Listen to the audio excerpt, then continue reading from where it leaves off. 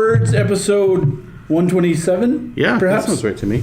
We're coming here live from PAX East. Well, PAX is over, but we're still here. Because it's that time of year. This is after the craziness has come to its conclusion, where we are now going to share with you all of the wonderful things we saw at PAX. If you're new to the show, you may have some questions, and we'll cover that. But first, I'd like to take a moment and introduce, because again, if you haven't watched a PAX episode, you wouldn't know he's here for almost every one, our good friend, Tim. Hey. Good to see you. Thanks for coming to PAX with us, and yeah, more than anything, really. Oh, this is a lot of fun. PAX is my favorite thing, one of my favorite things we do every year. Sort of a guys trip. We all go to Boston. We go to this convention, which is 3 days long, and we look at video games. We play some board games. It's 4 days now. Yeah, they just increased the length of it, which is kind of crazy. So maybe a little too much. Yeah, we didn't actually go all 4 days. Confession, we got into Boston on Thursday and just sort of skipped the convention center part and hung around town. And then we went Friday, Saturday, Sunday. This being Sunday night, so the convention center just closed. But anyway, we're here to talk about some games we saw, what we liked.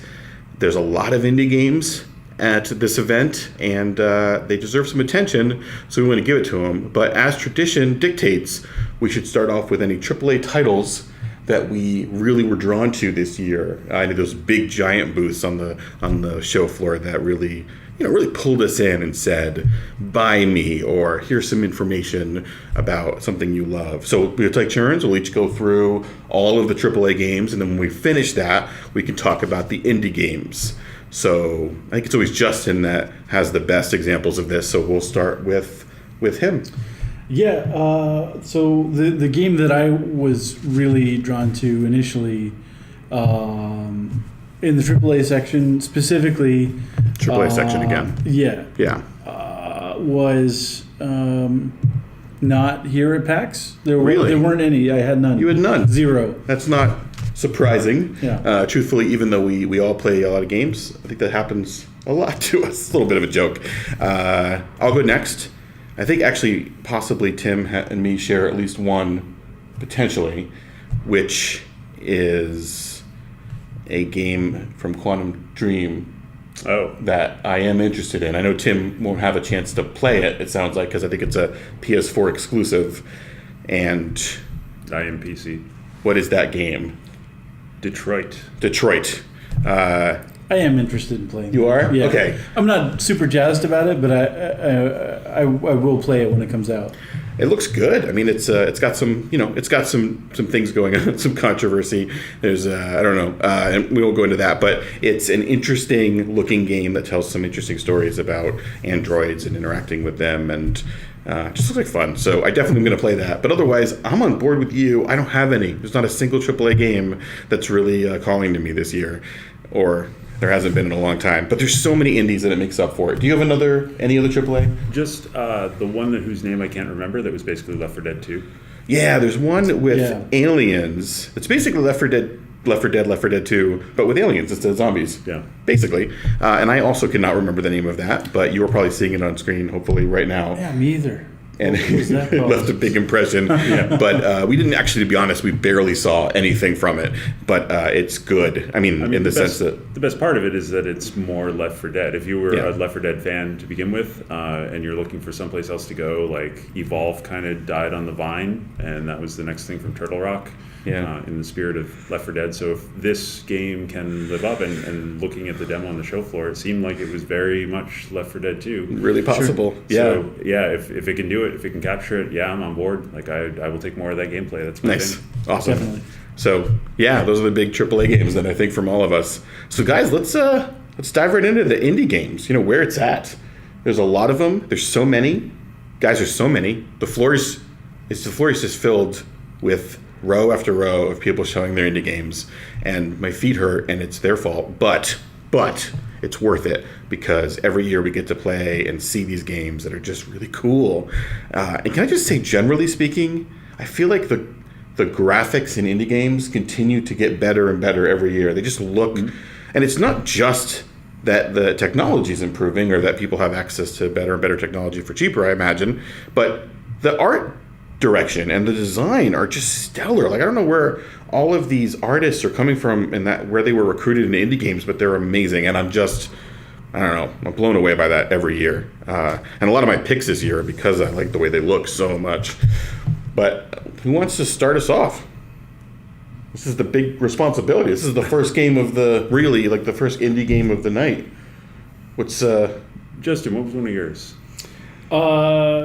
So one that we played together, the three of us, was a kind of a multiplayer battle game called Czar Bot. Yeah, that was great. Where you play as a tiny cube. Yeah, cube. That basically has various special abilities. You can fire like kind of bullets, and then there's like an energy beam. Kind of a charge shot, sort of. Yeah. It's like an isometric arena shooter. Local multiplayer. Yeah. But it was really fun. So simple graphics. I mean, in the sense that there's not a lot of textures and complicated things. It really is cubes, and you're in these arenas fighting each other, and they're pretty simple in design. But one of the fun things I think is the destruction. There's a lot of like shooting walls and to get to people, which was a lot of fun. And it was just sometimes games just above all else they're just fun. And that was a game that I barely played in the grand scheme of things, but I don't know about you guys. I really enjoyed it. Yeah, it kind of evoked the same sort of simple joy of old school Super Nintendo Bomberman. Oh, interesting. As much as other people have tried to emulate Bomberman directly and failed, I felt like this game kind of captured the same fun. Yeah. There was I don't know if it's a pick for anybody, but there was a game on the floor with a giant screen that was it was a Bomberman clone essentially, and it was Trenchfoot. Yeah, Trenchfoot, and it was really cool looking. It was just a giant map, had some variables. I don't know, it's one of those games that feels like somebody gets Bomberman and is trying to recapture it, because all the official Bomberman games have stopped being Bomberman some time ago, at least in my opinion. So that was kind of cool. Kind of a side mention. I don't know if that was anybody's, but you just reminded me of it.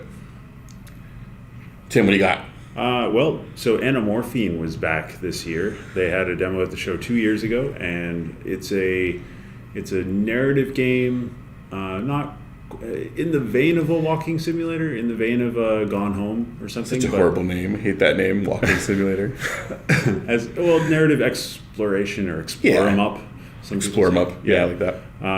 And in the game, you're kind of visiting memories from the main character, I think, and they do an excellent job of creating, using level design to capture narrative, capture like some kind of message that they have, something they're trying to do. Like in the demo, there was a level that was representing a move from one place to another, an apartment to a house or something, and it's presented as you're walking into the back of a truck that has some of your furniture in it and things. But then, like, as you get to the back of the truck, it takes a corner. Like you turn the corner, and you start wandering through this almost this maze-like thing that all looks like a truck, the inside of a truck, but you're progressing through this quote-unquote truck to like your new place, and the furniture starts changing and showing up more like rooms and things. And packing boxes are like open and start to be unpacked. You're in the new. Yeah. It's a kind of a reality bending thing. They do a lot of that kind of fun thing where you walk through sort of like a portal to where. That was a part, I think, when you played. Yeah. You played that too, right? A little bit, yeah. The transitions are incredible. Yeah, they're really great. The way they get from scene to scene, where you open a box and all of a sudden you're staring through the box and through the floor of whatever you're in into like another scene, which then envelops you. Yeah. Or you step up to a scene and you're looking at it and looking around a dining table and stuff, and then you take a step back and that scene is in a picture frame. And you're now in a new room. I love that idea. Yeah, just really, really great, near dreamlike, magical transitions. Yeah. I mean, the whole walking simulator term, I think, is just because most of the interaction you have in the game is that you are a character, generally in first person, and you walk. That's a lot of what you do. Yeah. So that's meant in a derogatory sense to say that there's not much content there. At least that's what I think it is. I feel like it's been reclaimed. But you know what? I mean, thinking about it too, I think maybe it has. These games, I love games like that, like Gone Home, and they're really classic games. That looks really good. I'm definitely going to play that one for sure. So that's been coming for a couple of years now, and Annamorphine is really close to release. Nice. I think they're just waiting on some cert from consoles, and they're going to be out maybe even before summer. Oh, fantastic. Nice. That's good. We actually maybe talked about that game last year, but I think it wasn't as far along, and there was some confusion about the name. Oh, it was 2 years? Yeah. So that's exciting. I often wonder what happens to these games, because sometimes they just disappear after we cover them. So I love the games that are making that home stretch and are actually going to come out. That's awesome. One game I wanted to talk about is a game called Iris.fall, and it's I'm going to be honest, I didn't play a lot of it because the line was pretty long, but it was stunning to me. I just saw these visuals, and I actually ended up going back just to sneak a peek. I found that the artwork was intricate. It was very detailed. It had kind of a hand-drawn feel to it at the same time, but it also seemed... Is this the one that when we were watching, it was like the giant robot with the clock? Yeah, and there was like a switch that character was pulling, a giant robot like in another room. Hopefully you'll see some of that right now. It's a beautiful game. I don't know, like I said, much about it other than that, but honestly, it would have to be like just the worst thing in the world for me to not play this, and I can't imagine that's true, because what I saw looked really good. So I think this is going to be an incredible title, and it is called Iris.fall, if that's the right way to say that, or just Iris.fall. Yeah, I'm really excited for this one. That's a big one for me. Cool. Yeah. I may have more than you guys. Is that possible? Yeah, I don't know. All right. That doesn't usually happen. Actually, on that note, then, I'll just connect the two because they're similar. There is another game that I primarily was interested in because of the art again. Justin played this game. I swear you and I played it together last year. You said that. Like for a while. I don't remember it. They had it set up on an arcade cabinet. So it's called Nephilim. Thank you, because I was uncomfortable getting to that point when I had to say the name. And it's basically a Viking brawl beat 'em up. Yeah, type. side-scrolling brawler. But there's some survival elements, gathering ingredients, and like destroy a tree to get wood, kill something to get food. I think that was a part of it.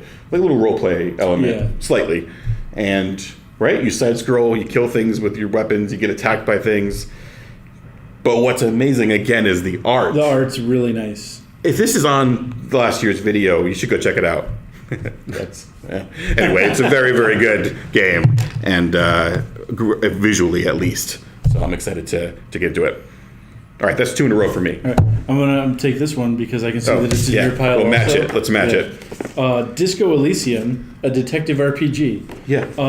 If you can show that card or that poster art on the video, that was my favorite part of it. I walked up and looked at it, and I didn't quite click for me. Really? Looking at the game itself. Interesting. But the poster, that art is fantastic. Because I think the poster captures what the game captured for me in motion. They very much feel tied together. Cool. That's interesting. I love the poster as well, and I think what kind of a game is it? Holds the art.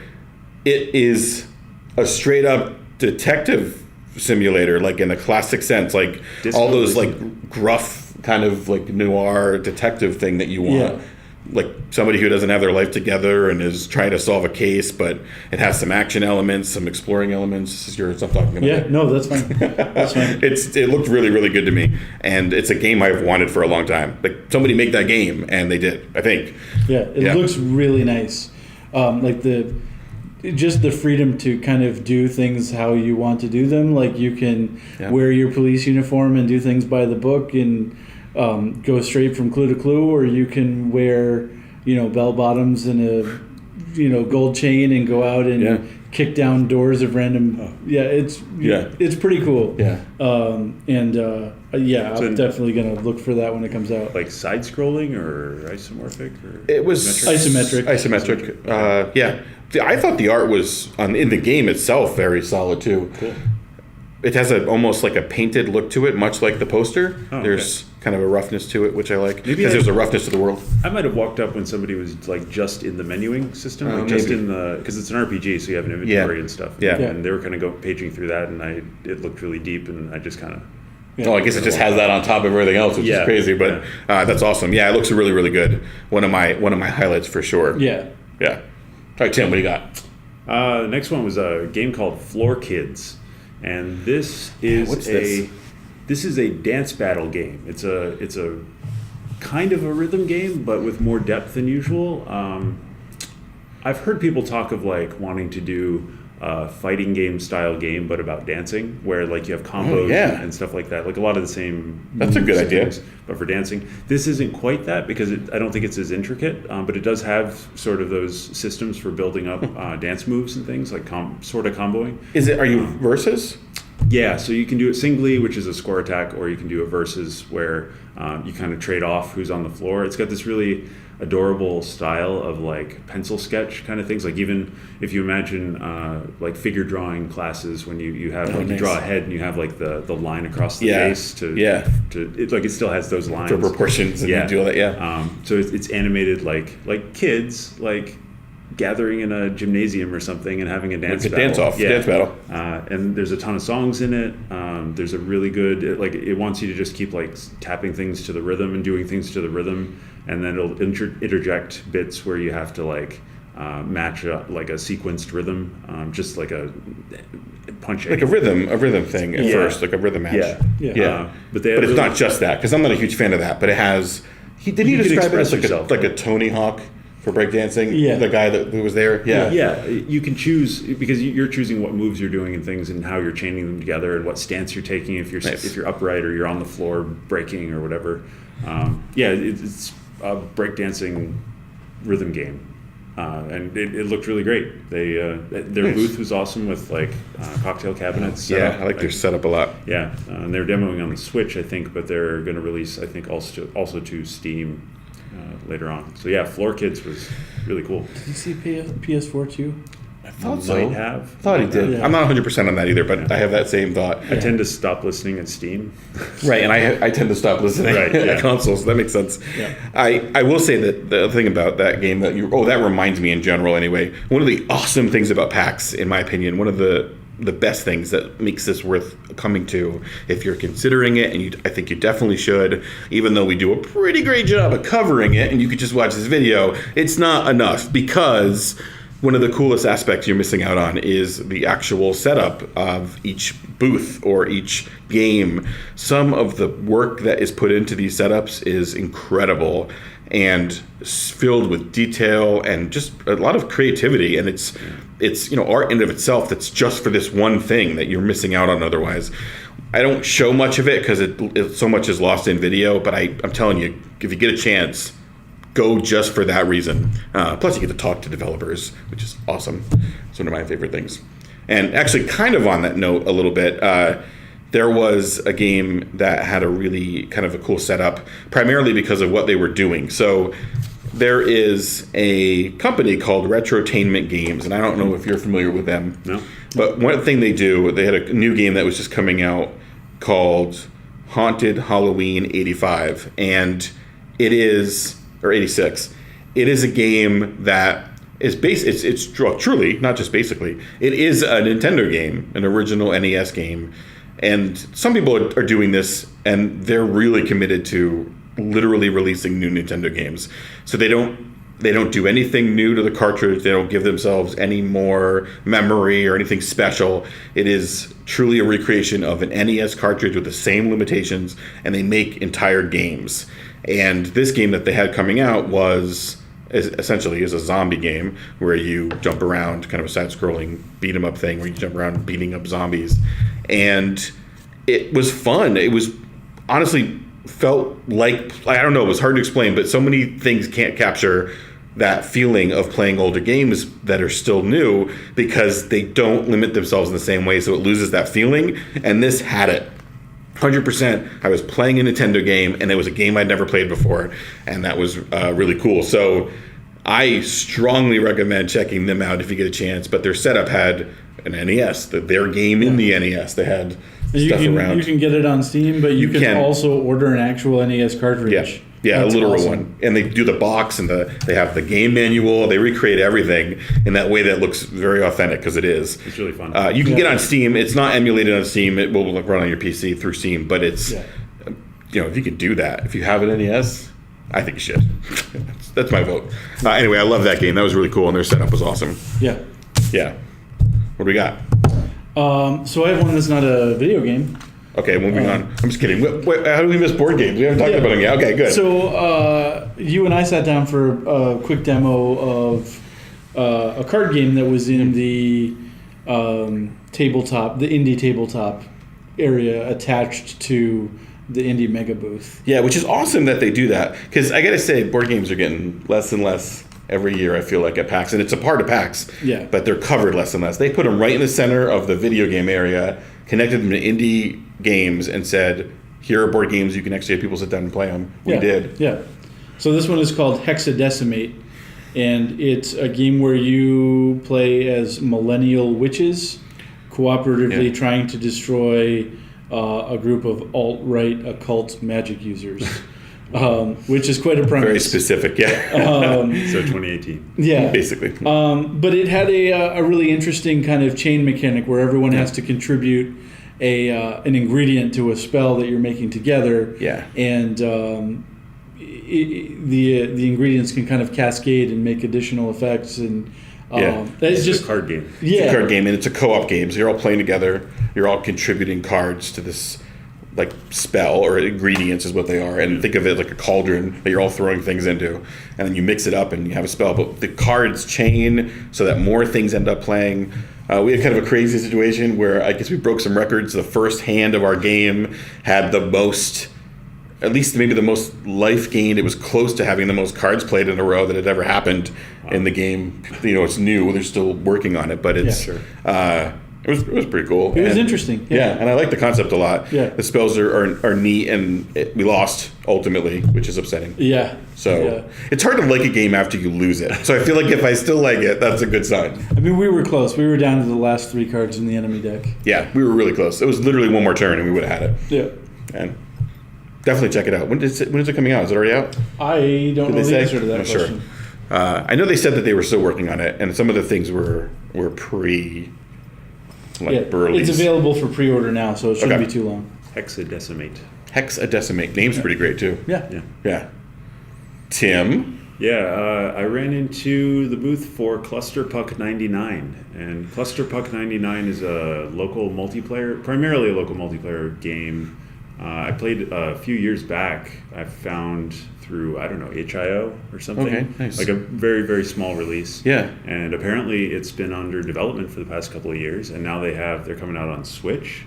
And it's kind of a sports game, and you are on teams. There's a puck, and there's some kind of level with hazards and bumpers and things like that. And you have to grab the puck and drive it to the goal and shoot.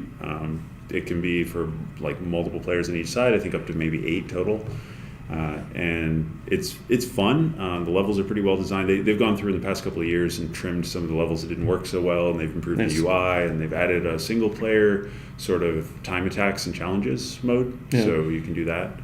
And it's just come a long way, I think, from where it was when I saw it. And looks good.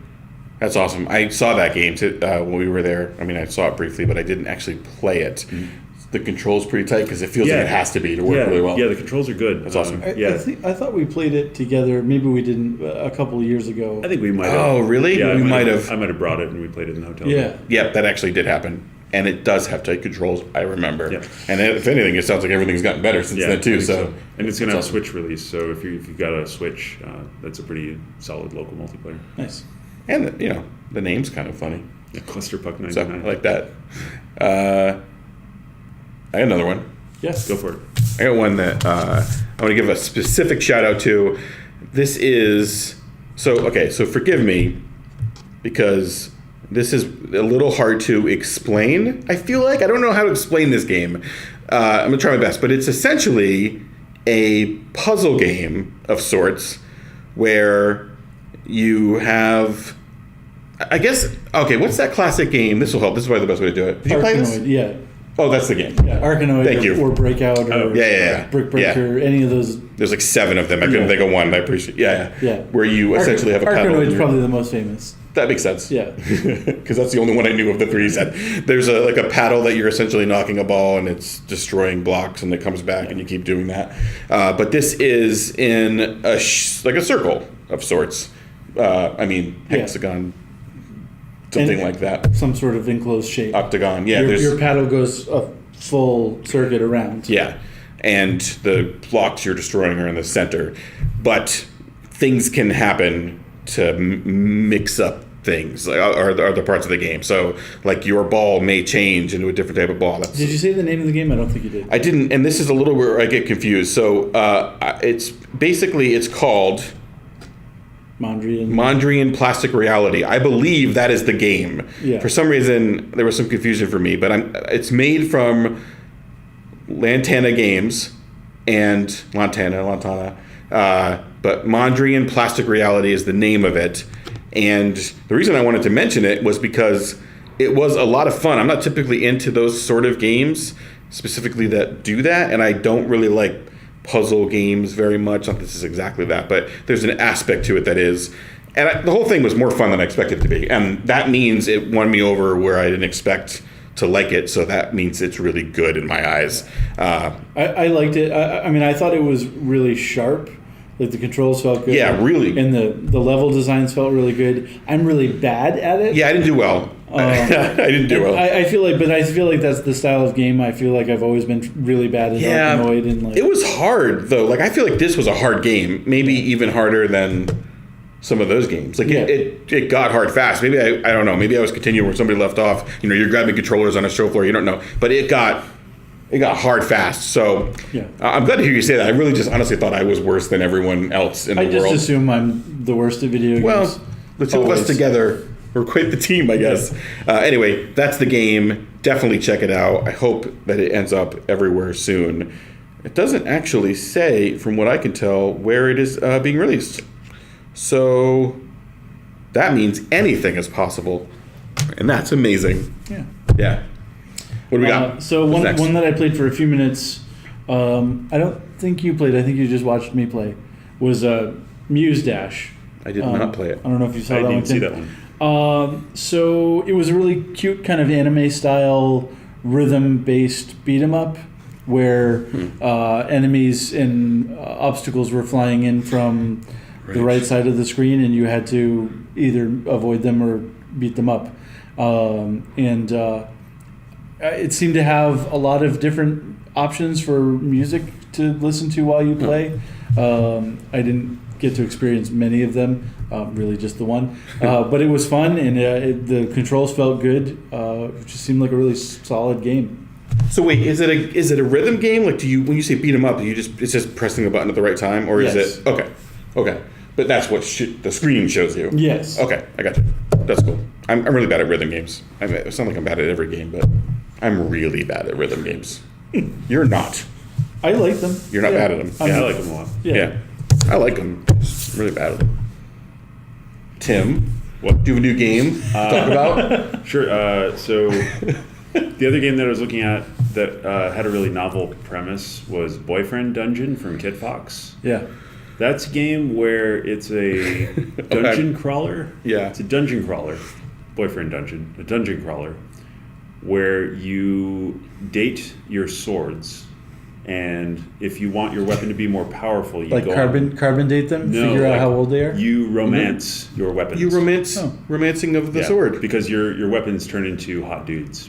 Oh. Yeah, so you can take them on dates to power them up and improve their stats, and then go back into the dungeon where they're in sword form and hack and slash and take stuff out. Yeah, I can't wait to play this. Yeah, it's this mashup between like dungeon crawlers and dating simulators, and has a really cool premise. So I look forward to seeing like what that looks like. I think it's not released yet. It's still in development.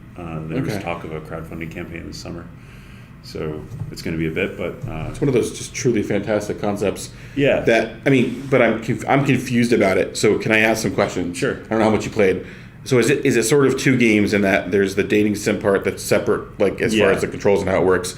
You know, typical dating sim, if you're not familiar, which is a lot of dialogue and dialogue choices, that kind of thing. Yeah. And then there's literal action, like combat, like you go in. Okay. Yeah, it's just like an isometric third person, run around, beat stuff, collect coins, that kind of thing. And then the dating portion of it seemed to be just a very similar to other dating simulators where you get character portraits and you answer questions and choices and stuff. It's the two things put together. So like I'm not 100% like I've played a few dating simulators and they're not the experience that I seek out. I've enjoyed a few of them, but But I do sometimes enjoy the third person dungeon crawler stuff, and Interesting. And I think I definitely would not mind having both in the same game. Like if it's a mix, right? Like maybe you're super into dating simulators, not so much into dungeon crawlers, or maybe you're super into dungeon crawlers, not so much into dating simulators, and everybody can find like a piece. I mean, I haven't played a dating simulator really. I've seen a lot. I've never really been drawn to. It felt like an RPG without the RPG side, just the dialogue. So it didn't feel like enough to me. But that's with no experience. That's just nothing. So this might be that bridge for me. Maybe this is the kind of game I can play that will make me experience a dating simulator. One question I don't understand in dating simulators, do you, like, what if you don't have an interest, like, what if you don't connect with the person? Or, like, is there options, or do you just, you have to? Like, is it a game where you have to like the person and make them like you, and that's how you make things better or progress? It's typically not just one person. It's typically you and then a bevy of other people, a selection of other people who you interact with to start. You're not setting out maybe and starting with going on dates. Usually it's some other setting. It's at a school, or you have multiple relationships, friendships, things that can people can happen. And you just like through the discussions and things you have with those people, you kind of drive toward dating or drive away from dating. Because my only experience with any sort of simulation that's any relationship simulation is like the Mass Effects and the Dragon Ages of the world. I mean, that's my closest. It's kind of tie to that. It's not like the strangest thing from this. It's not the most far from this. Like you're a first-person shooter that also has dialogue where you may end up romancing people. Like it's interesting. It's just not I wonder how this game handles it then. Because to be a sword. Do you just have do you get a sword and then it's your job to make that sword better, or can you choose what swords? I wonder how it works. Yeah, there are multiple weapons. And then how do you have a connection with? Do you own all the weapons, and they're all relationships that, like we talked about, and then you choose the relationship that fits for you, or? Yeah, I don't know which part drives which. That's interesting. Yeah, this is a fire sword, and I need that, so I better have this person fall in love with me. So then it becomes like a manipulation game where your goal is to make your sword. That's interesting. I don't know. I'm curious. I'm curious enough to play it. Yeah. Yeah. Boyfriend Dungeon. Boyfriend Dungeon. It's a good. It's a great name too. I needed to say it too. You all say it. It's a fun game. You were left out. Yeah. Did you play it at all, or just, when it was on the floor? I'm not sure if it was playable. It was running on. I couldn't tell. A trailer. I don't think it was. Not that I could see. Oh, sorry. No, go ahead. Okay, I got two more, but I feel like I should talk about this one because it's also a dating simulator. Oh yeah, perfect. It's called Monster Prom. Yeah, I saw that. And it's a multiplayer dating simulator. Oh, how's that work? I don't know. Oh, interesting. I feel like I have seen that before. Go ahead. If you've seen it, you probably know more than I do. I happened to see I liked the art style and that it was a dating simulator, and I really don't know much else about it.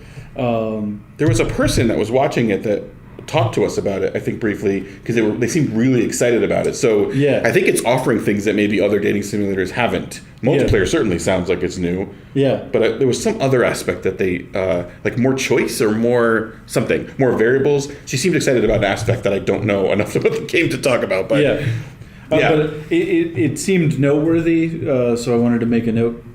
Yeah. Do you know much about it outside of that? Not really.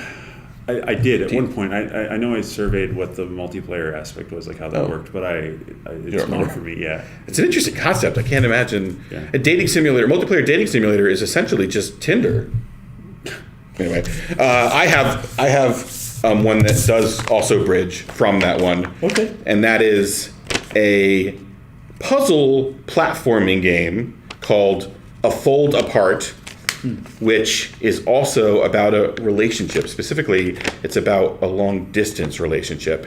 And the idea is you play two characters that are in a relationship, and they are in very different worlds. They're sort of identified by different coloring, but they're on screen at the same time. And there are lines in the screen that separate the two of them. And they can interact. You can bridge those gaps, as it were, by essentially folding the world. And so there are mechanics in the game that will let you, for instance, if you have a disconnected sort of bridge, kind of the simplest example I can think of, and you want that bridge to be connected, you can do a fold on the literal game that will make it one bridge, and then those two people in the relationship can connect. And one thing that they showed was you can see the screen and you can flip it completely to see the other side, so that you can make a regular one fold. Yeah.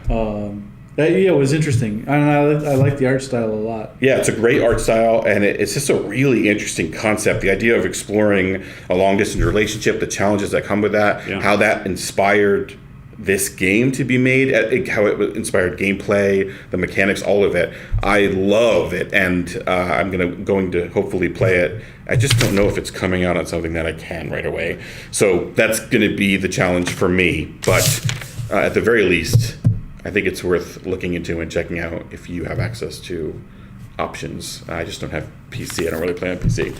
Yeah, I missed a fold apart, and it sounds really cool. Yeah, it's really, really cool.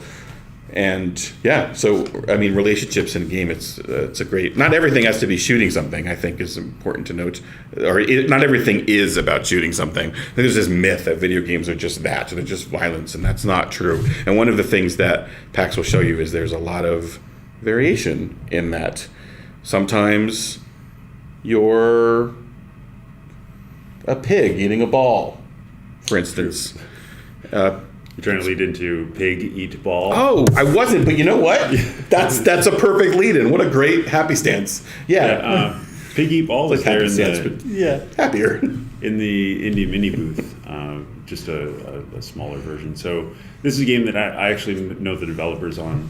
They're friends of mine. They're in the same region I live in. And Pig Eat Ball has been under development for a few years now. It's a game where you play a pig who eats balls, like tennis balls. Yeah. And as you do, you get larger, and then sometimes you need to vomit them back out, or sometimes you are caused to vomit them back out, which is usually something you want to avoid.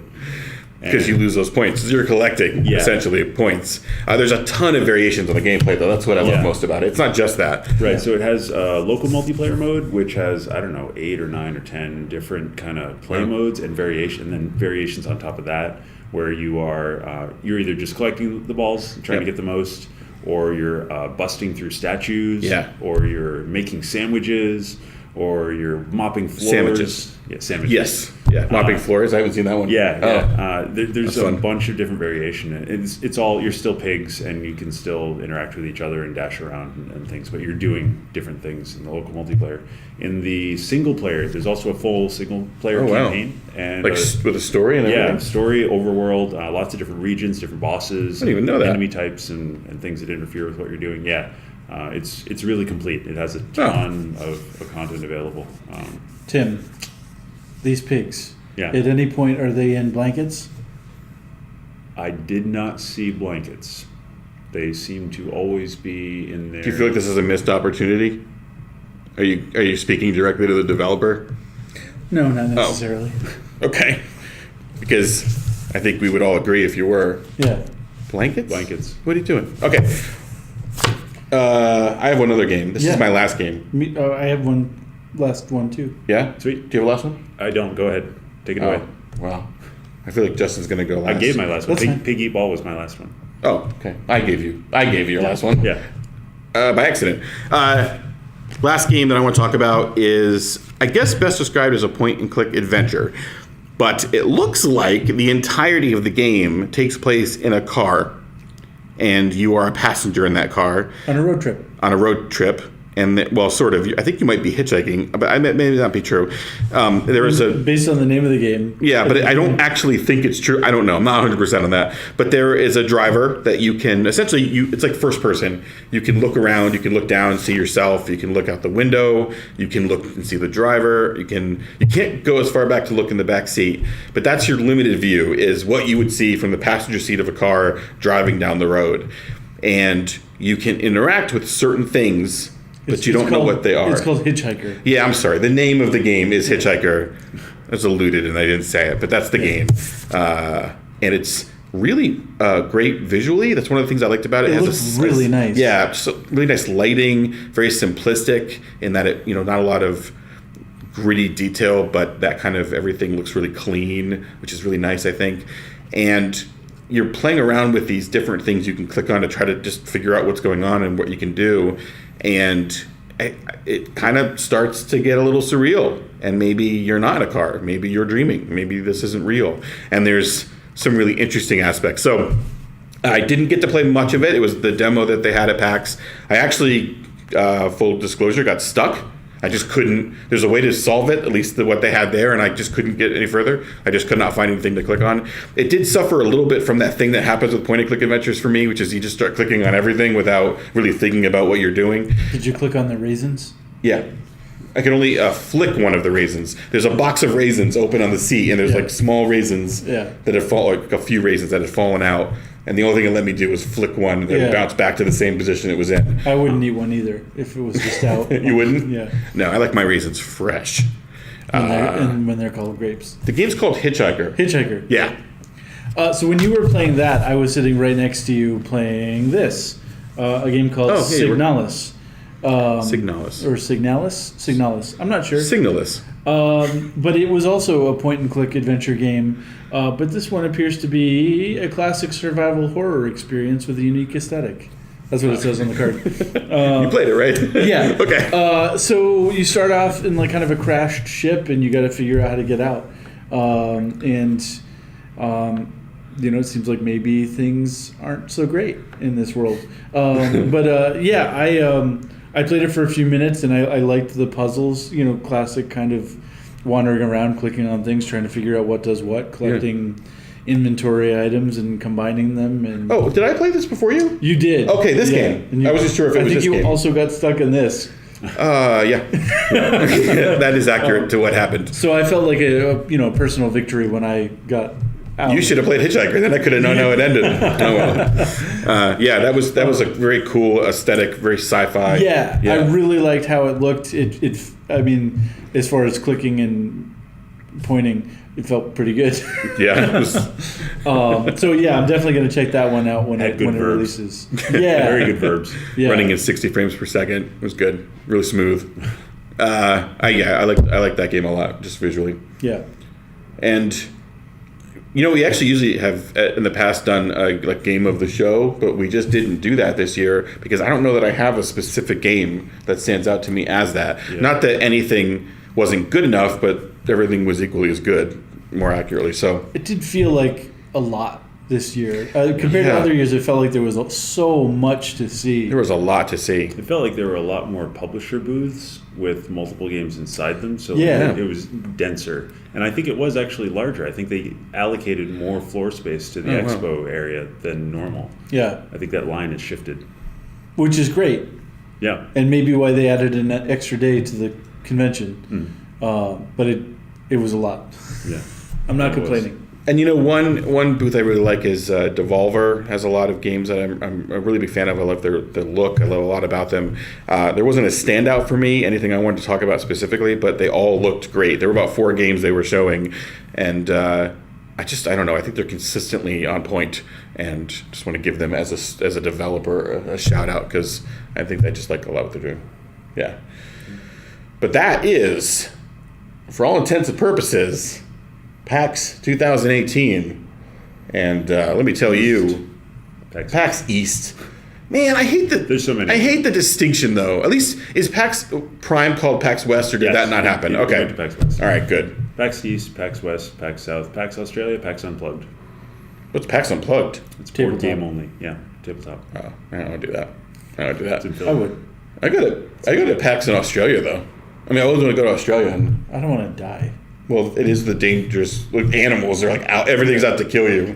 The convention floor is just crawling. It probably isn't. Animals. It probably isn't. You don't. I don't know that for sure. No. Anyway, I love this, and I hope that you guys enjoy the coverage. Again, gotta recommend you go if you get the chance because it is worth it, and maybe we'll run into you. And if you're a fan, literally. Yeah, because we're not looking where we're going, and there are hundreds of people everywhere. If I ran into you today and you're watching this, I'm so sorry. That's on me. And I want to thank Tim for, once again, coming on the show. Sure. He is my favorite PAX guest, which is a challenge to other guests because they need to up their game and be on for a PAX episode. Yeah, come on. Which probably means you have to come to PAX because we film it here. So, that's true. Just saying. And I want to thank Justin for being a co-host on this episode. It's good good to have him here as the host. I need a co-host, a backup of sorts. I don't know, that joke never gets old to me, but it doesn't even make sense. I'd also like to thank the Residence Inn for letting us use their conference room. The Residence Inn, we're staying at the Yotel. Yotel? Yeah. Yodel? Yotel, it's gotta be Yotel, right? Yeah. It's a crazy hotel, and it's really neat in a lot of ways. It has like a pod Has a for robot. a room. Oh, it has a robot that will deliver you things, which is amazing. But it didn't have any space. That's not something it has. It has everything except space. And so we needed space, and we wandered over to our great neighbors here at the Marriott Residence, and they said, yeah, you can use our conference room, even though you're not guests. And that's incredible, and it is nice. beautiful. Thank you. So maybe we'll stay here next year. Really appreciate it. Anyway, thank you for watching, thank you for listening, and thank you for all of your support. And if you have any feedback or questions or thoughts, shoot them our way, and Justin will answer them. I will. Yeah, told you. Anyway, thanks for everything. See you next time. Goodbye. Bye.